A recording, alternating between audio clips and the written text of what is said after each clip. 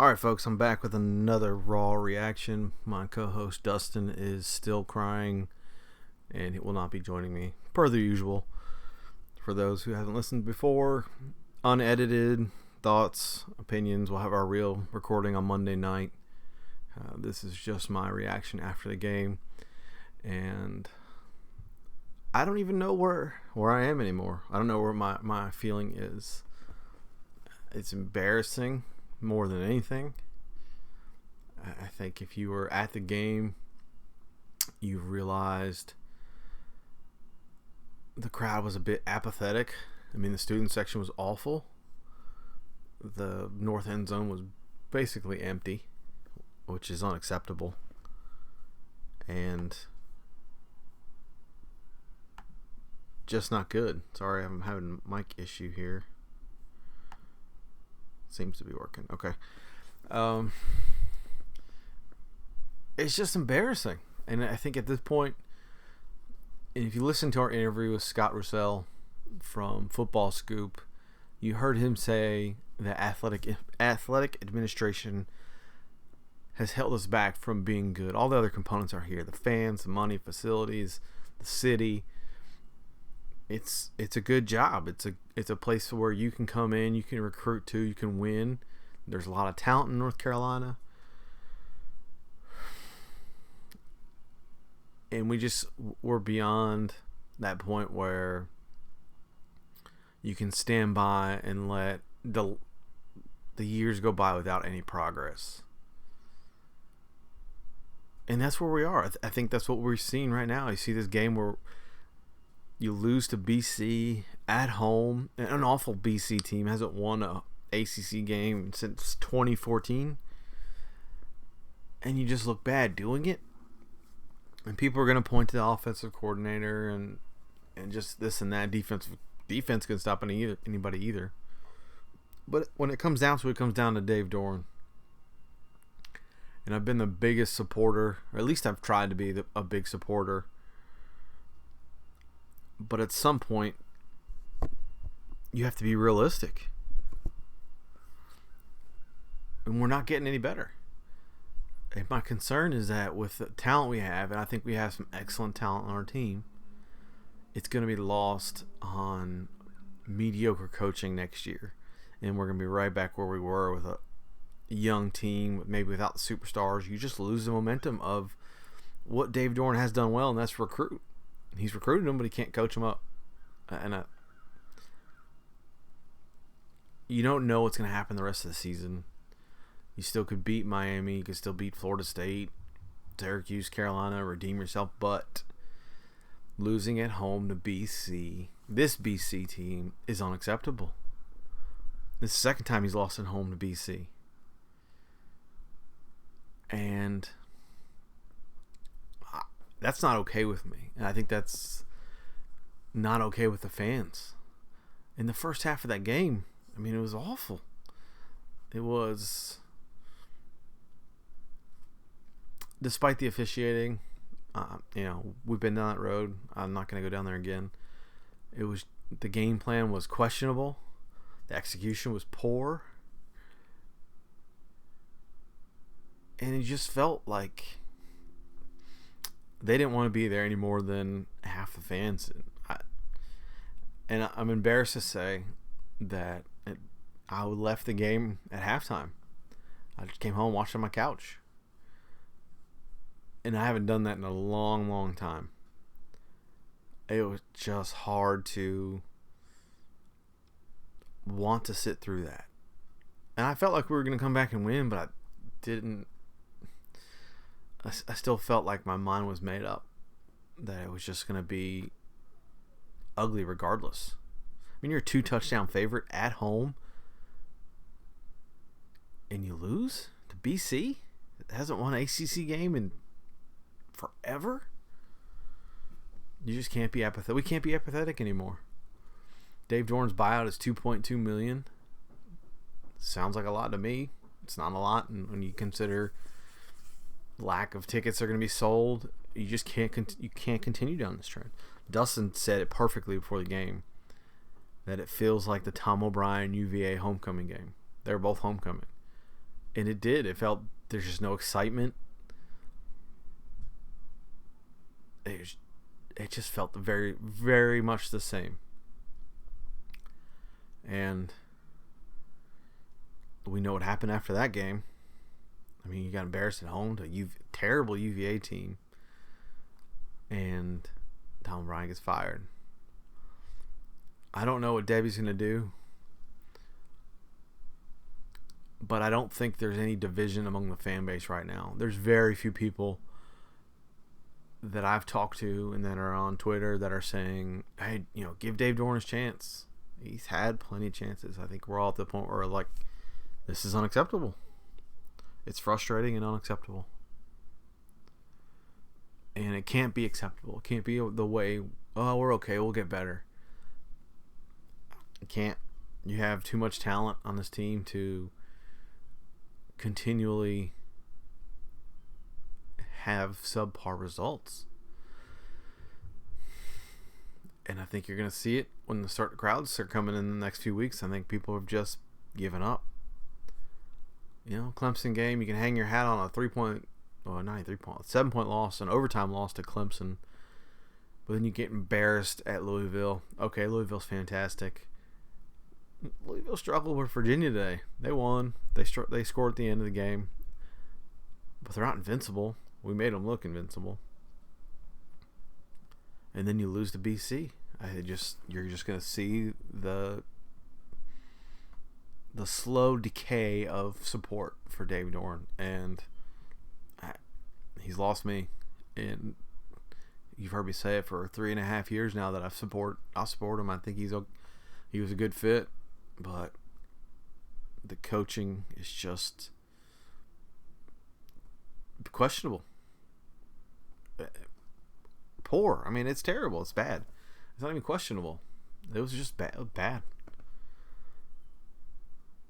And I'm over it. And I think everybody else is over it today. Just reading a few Twitter comments. Yeah, he's lost me. How hot is this seat going to be? I have no words. You shouldn't even say anything. You should just play white noise, which is pretty funny. I'm embarrassed. So this was a good one. Scott Vaughn, I'm embarrassed, not mad. Apathy has taken over and it's hard to recover from. That's exactly what I said. I said the loss hurts, but for Dave Doeren, he's lost the crowd. You can't come back from that. It's very hard to come back from that. And it's just going the wrong way. So he's 3-11 in ACC play at home. No signature wins. What will be the next step, right? People are going to undoubtedly talk about it. And we'll have some audio from Dan Wolken from USA Today on Monday, because he talks about us and jobs and potential candidates. So who are the candidates be, and who are the names you're going to hear? I'm going to break it down into 3 categories of coaches. I think you have young and up-and-coming assistants. So that would be guys like Manny Diaz, defensive coordinator at Miami. He's been here before. He would recruit Florida in the South pretty well. I think everybody loves him. He's a personal guy. He's just one of those guys that everybody likes.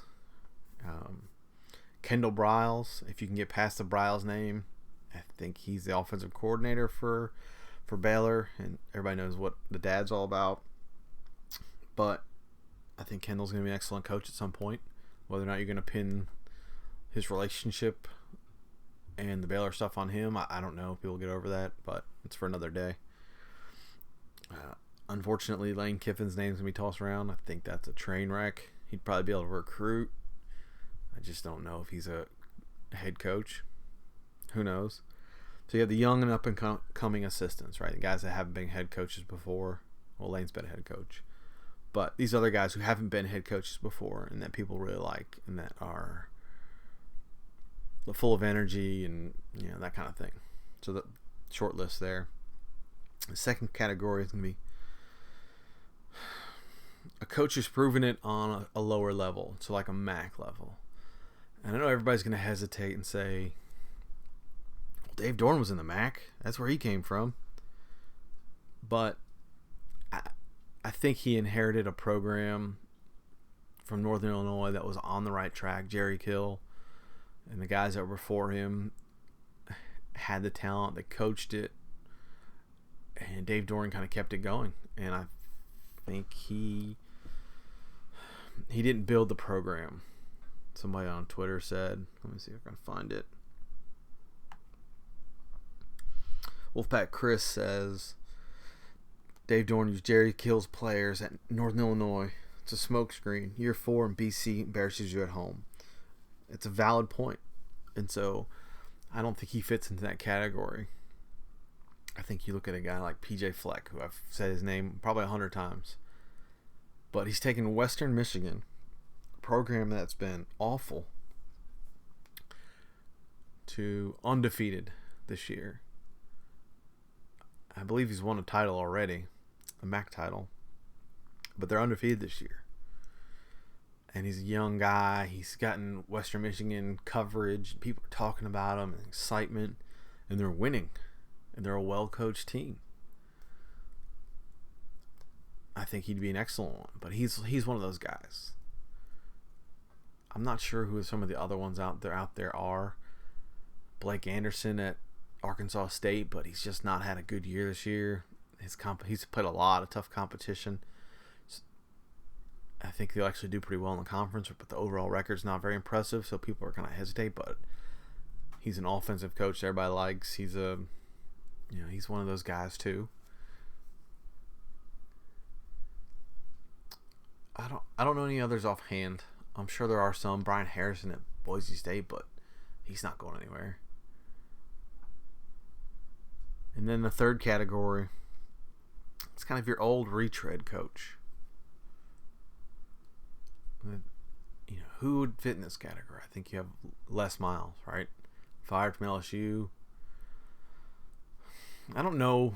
I can't decide if he would be a good fit. I don't know if he brings enough dynamic coaching, if that's the way to say it, to win. I think people would love him here. I think he would probably recruit pretty well. But I believe NC State needs a unique system, needs something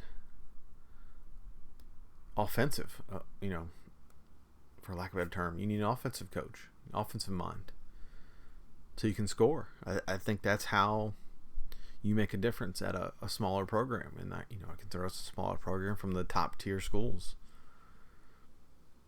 That's how Baylor grew up. That's how Carolina's finding success. That's how a lot of these schools are winning with offensive talent. And there's no reason we can't win 8-9 games every year with offense or with a unique scheme and good coaching. So I don't know how I feel about Les Miles in that situation. The other one people are going to hear about is Charlie Strong. Yes, he's still a coach at Texas, but I think everybody knows he's going to get fired. And I think I would take Charlie Strong's Louisville years. But if you listen and you read about Charlie Strong at Texas, and it's got to be an awful fit. He can't be that bad of a coach. But if you read about him there and kind of put the pieces together, they're not good. And that kind of worries me. So you'll hear his name a lot. I'm sure there's going to be the Art Briles community. I love Art Briles. He's a fantastic coach. Personally, if he gets in trouble for all this stuff, then it's pretty deplorable. But if you want to win football games, the guy can win football games. So there's that. So those are the three categories, right? Those are, and some of the names I think you'll probably hear. Who knows what's going to happen? Who knows if he beat Florida State and people get excited again? But it feels like we're heading down the wrong path. And we talked about today at Tailgate, going to Syracuse, that game got infinitely harder. Dino Babers can coach, and they're starting to win, beat Virginia Tech. They got that system that's just going to probably drive us nuts. It's that Baylor system. It's not a great outlook right now. I'll still go to the games, but my frustration level, I guess what it is high. And I'm not seeing the progress that I hoped we'd see. I thought we'd be competitive in some of these games and not be kicking ourselves. And we are, and that's why people are frustrated. Some of the quotes I got from Twitter I thought were pretty good. Lobo Rican Power, thanks for listening, by the way, new subscriber. Last week embarrassing, this week shameful. Offensive is lost. First half struggles are real. Agree. Can't say any better than that. Wolfpack fan, what's the likelihood Dave Dorn is gone at the end of the season? Especially now, it's only 3 home games in his tenure. Yeah, I don't know. I mean, I feel like it's right now it's not good, and I wouldn't be opposed to Debbie slipping a pink slip on his desk right now. I mean, just I think he is what he is. I think we are what we are right now. I just don't see it improving that much where I'm gonna be excited about going to the games. And we return a ton of talent. There's 4 seniors on our 2 deep. I don't want to miss that chance where we could have a really good season next year. Drew Johnson, I left the game early. First time I left the game early in I don't know how long. Disappointed is an understatement. I agree, Drew. I felt the same way. It's the first time I've left in a long time. But it just didn't feel right to be there. And then at Scott, embarrassed, not mad. Apathy is taking over. It's hard to recover. I said that almost the exact same thing this afternoon after the game. It's just going to be hard to recover from the fan base. And unless Dorn likes to fire under somebody and starts showing a little bit of passion, maybe is the word. His post-game press conference was... It felt like he was putting it on the players, which you should, but you're a coach. You should need to take that. In public, you take it. But I want to see a little bit more fire. In the first half, if we would have won that game, I would have just gone... If I'm Dave Dorn in the first half, I would have thrown my headset at the refs at some of those calls. The fumble on the punt, kick catch interference... I don't think that the Halo rule exists anymore. So I still don't understand that one. A couple face masks, just the intentional grounding calls. I mean, there was a ton of them that were just like Ron Cherry doing Ron Cherry things. And it's just frustrating. But if I'm a head coach, I'm going ballistic. You got to get those guys to pay attention to you. Do whatever you can. Take the 15-yard penalty. You got to show your team you stand up for them. You just can't keep taking that stuff. It's unacceptable. All right, that's all I got. I feel you, everybody. Feel free to call in. Give us your thoughts. 919-766-0096. We do appreciate it. We will put them on the podcast on Monday. And trust me, it's good therapy. It's good therapy to get it out. Now I can go hang out with my child and have a normal evening. Hope everybody has a good weekend. Thanks for listening. Go Pack.